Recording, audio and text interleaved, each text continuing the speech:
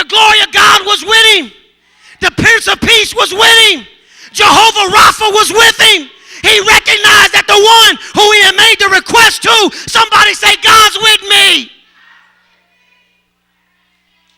He's on his way to your house to resurrect your only, to resurrect your last, to resurrect what you love the most, to resurrect what will kill you if it died.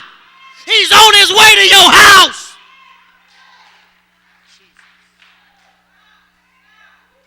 And some old, frail, dried up, against the law, don't act like they know who I am, woman, done stopped my glory.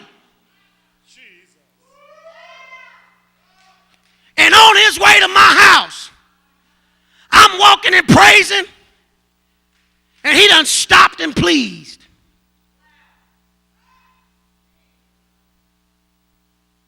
Do what? Come on, Jesus. We're running out of time. You got to recognize I'm the ruler of the synagogue, and I dropped at your feet in front of everybody, so you know this had to be an emergency. This woman ain't even supposed to touch you. Now here it is. I'm already frustrated that I done sacrificed everything and all of who I am to put my bet on somebody that they done told me was false. And here it is, I got to witness somebody else get a miracle before me. Somebody else got to get blessed in front of me. Somebody else got to manifest before I do. That's why Elijah said, boy, you asked a hard thing. If you want a double portion of what I got, you got to stay who you are until I get up out of here. You quit trying to manifest while I'm still here.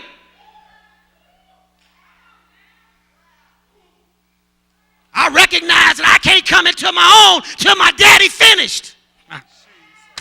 Some of us, we got too much anxiousness, too much anxiety to be something or somebody, but the one in front of you ain't finished yet.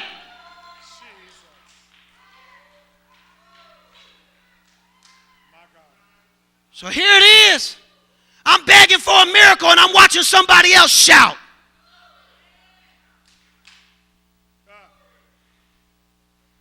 My stuff is being taken away and I'm watching somebody else get something new.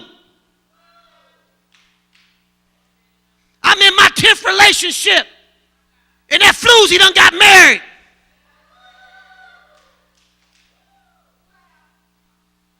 They laid off on the job, and she used to give me the lot for her. Now she done got a promotion. Everybody getting blessed but me. Now the enemy starts to work.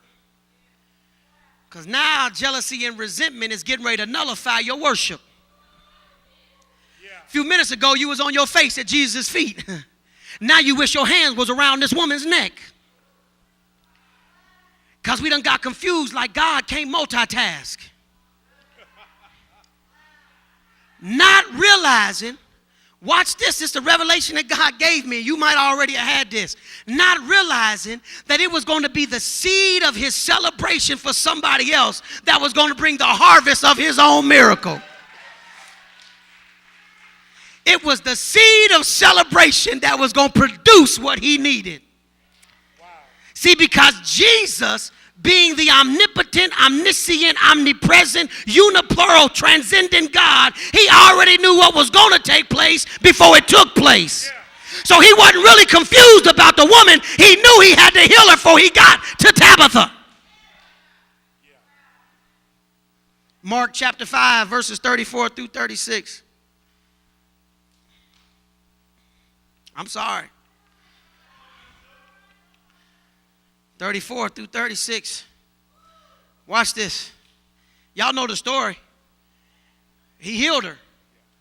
She touched. Matthew said, if I can just but touch the hem of his garment. Luke said, if I could just press through the crowd.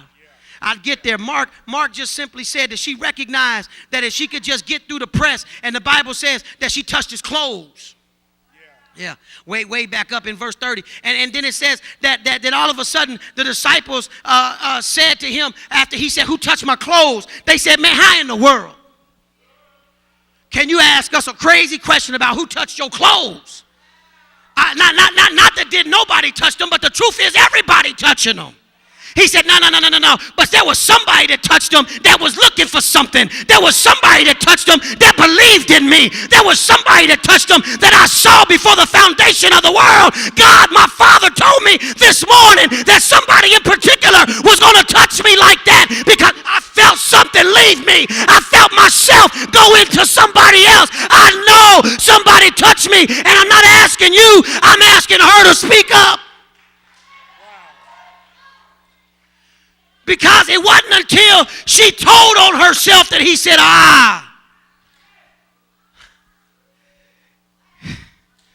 you just been made whole, girl. See, because if you wouldn't have been willing to testify, you wouldn't have got your miracle. If you wouldn't have been willing to cross the line, you wouldn't have got your miracle. If you wouldn't have been willing to break the religious law, you wouldn't have got your miracle. I wasn't asking my disciples who touched me. I was making sure you responded to me. Look at your neighbor and say, I touched him.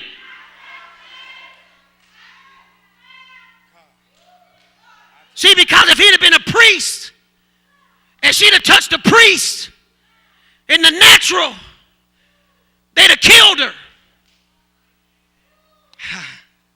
So he wanted somebody to testify that they broke a religious law in order to get the glory of God. Y'all know some churches don't let you shout. You know some churches won't let you run. But you better be able to break a religious law in order to get to the glory of God. So we know the story. Bible, I'm going to read it. We don't have to go there. It says, but the woman, fearing and trembling, knowing, I still want 34 up, knowing what was done in her, came and fell down before him and told him all the truth. That's why Paul said, you better work out your salvation with what? Fear and trembling. Oh, y'all, he understood. He wasn't telling you ought to just be scared. He was saying you ought to be able to tell some stuff that most folk wouldn't say. You ought to be able to say, I used to be a hoe, but God done made me a virtuous woman. You ought to be able to say, I used to be a dope fiend, but I touched the hem of his garment. See, in other words, he said, you work out your salvation with your testimony.